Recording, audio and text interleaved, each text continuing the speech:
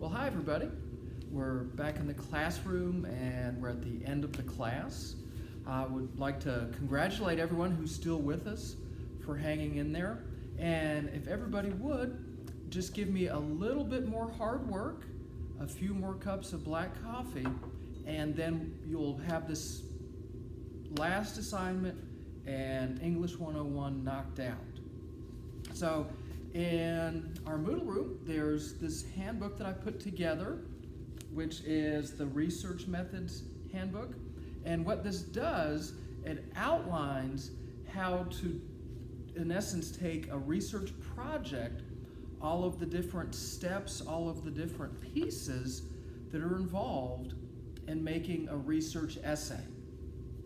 So that's what we'll be doing this week, is in essence two different things. Research project, step by step, that will turn into a research essay.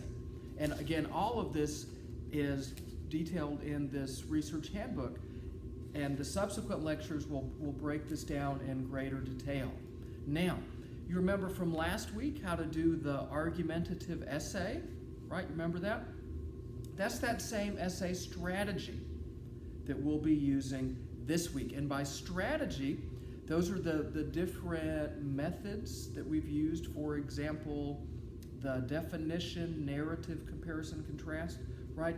All of those are different strategies, different modes of essay writing. So that argumentative is going to carry forth. Now in our Moodle room, you'll see under a new icon some quick start topics. What I have done to save time for everyone is I have done research for you on suitable argumentative essays that are just right topics.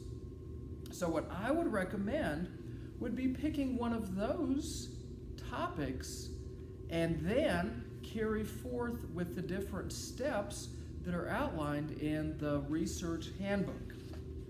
So now, if you take a look in the research handbook, the first thing that you'll see is this grading table. And what this grading table details are the different steps that you will take in order to generate one part of your grade, which is the grade for the research methods or the research project. And it consists of the topic proposal, outline, research quizzes, and then paragraph with in-text citations.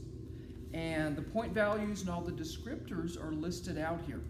So in essence, what's going to happen is you're going to turn in a topic proposal.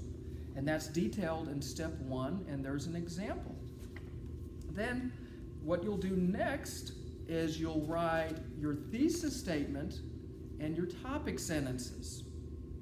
Reason for this is that a lot of people, what they do when they write a research essay is they make the cardinal error of sitting down and trying to knock it out in one night. And that is disaster. So what we're going to do is we're just going to step it. And you don't want to be a step skipper. You want to go through all of the different steps. Then, after you do step 2, then you'll note step 3 is research. So you don't want to go through those articles until you know what to look for.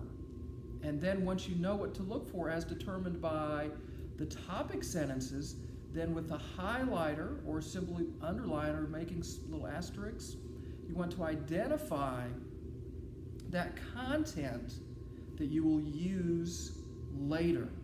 And then something very, very important, step 4, which is MLA documentation.